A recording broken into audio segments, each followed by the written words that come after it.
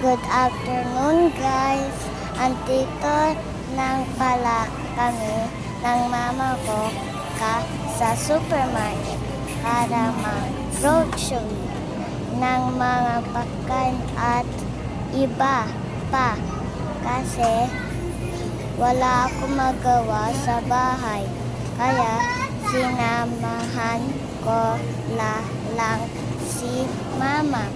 That's it guys. Thanks for watching. Bye bye. And don't forget to subscribe to my channel.